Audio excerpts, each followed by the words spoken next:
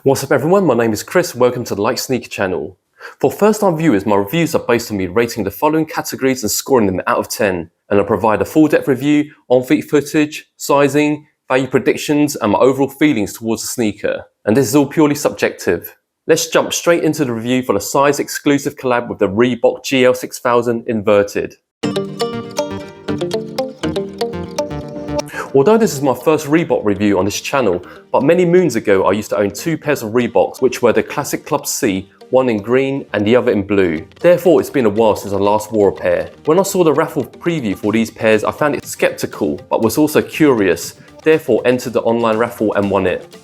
These were officially released on 24th of September 2020 at a retail price of £85 British, which is equivalent to $105 US, which I think is a reasonable price point for a pair of sneakers. A couple of years ago, British footwear store Size had collaborated with Reebok, bringing it back to 2019's NPC II collaboration, which NPC stands for the Newport Classic, and I assume this is the second stage of the program.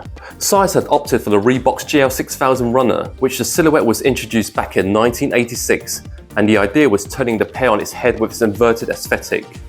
I think it is an interesting and quirky concept, and I could understand that there will be a lot of sneakerheads and even Reebok fans that are dubious about this design.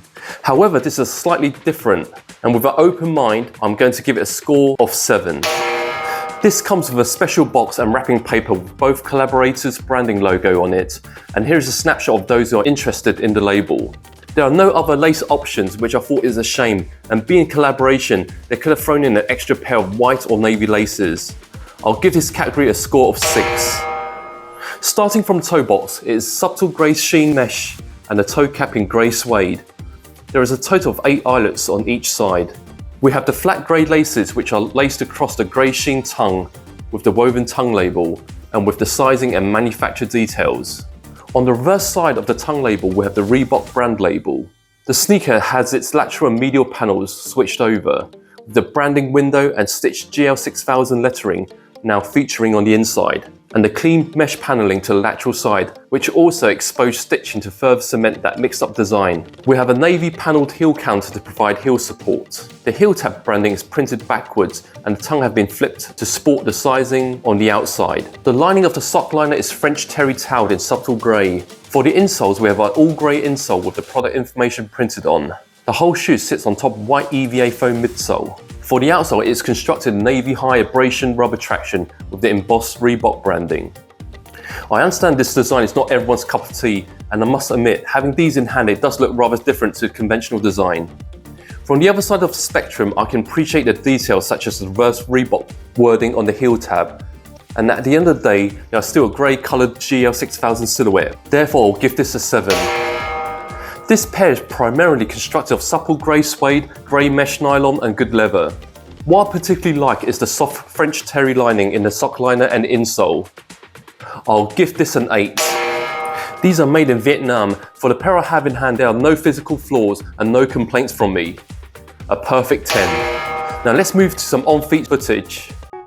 They tell me that I'm never gonna make it. They want me to do something that could make sense. They hate when I keep dreaming I'll be famous, but I don't give a fuck, I'ma keep chasing. I got all this potential that's deep inside of me, but they hate when you're successful cause they try to be. They sit there being judgmental because you're trying things, and they just want you to settle and do the right thing. So get a good job, don't slack off. Wake up every morning, make a good impression on your boss. Don't do anything that I wouldn't do, and when you're making money, make sure you don't spend it too soon. Fuck that, I'll do what I wanna do. I got a different path from everyone and that includes you. Who are you to tell me how to live life? In these times it feels like nobody is right, yeah. So I'ma figure out what else we succeed, and then invest all of my time into that and proceed.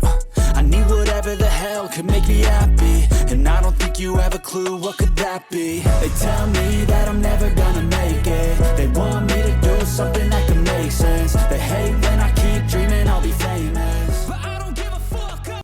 With regards to sizing, I understand everyone's foot and shape is unique. What I've done is I've measured my foot physically and I've provided you a simple guide on how I've measured my foot and my measurements. And you can pause and view this guide in your own time. Hopefully this will provide a better clue for viewers who are typically UK size 10 or US 11 or E45 towards the fitting of sneaker. So my feet physically measures 28.1 centimeter lengthwise and I have normal width feet. My standard Nike and Jordan sizes is UK 10 and I find these fit slightly snug, especially around the wider area of the toe box. But I will stick true to size as the material of these sneakers can be broken in over time. For wide footers, I would probably suggest go up half a size. I find this Reebok GL6000 model is typical of any 90s silhouette, for example the Nike MX 90s, although it's not as bouncy. The sock liner is well padded and provides good support to the ankle area. Overall, I feel this model have a lower sense of gravity and it is generally comfortable. I'll score this a 7.5. This is a lifestyle sneaker. In terms of practicality and styling, grey sneakers tend to be one of the most easiest colours to style. I do find that the Reebok branding does give the nostalgic retro vibes, therefore it is suitable for either sporting or vintage styling. Be mindful that these are primarily suede and nylon, therefore not too particularly suited for wet weather.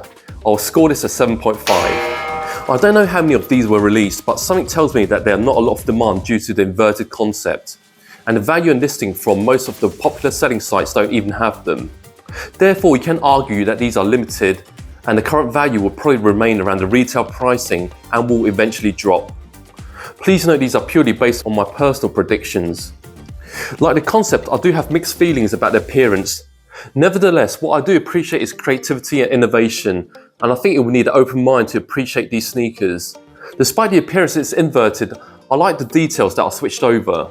At the end of the day, it's still a retro GL6000 shaping. The materials and the cushioning technology is solid and the craftsmanship is excellent. My only gripe is it would have been nice if they had thrown in another pair of laces, as it is a collaboration between two well-known brands in UK. My overall score is 7.7. I'm still sitting on the fence with these pairs as I have a few pair of grey coloured trainers in my collection. And I, being one of those practical people, would prefer to wear my sneakers rather than keeping them aside and forget about them. I would really like to know how you feel about the concept and appearance of these and whether they're just not for you. Feel free to leave your comments below. Thank you for stopping by. Greatly appreciate if you can like, subscribe and share this video and channel. As always, I will bring you more interesting sneakers for reviewing. Size and Reebok collabs GL6000 inverted, switching out.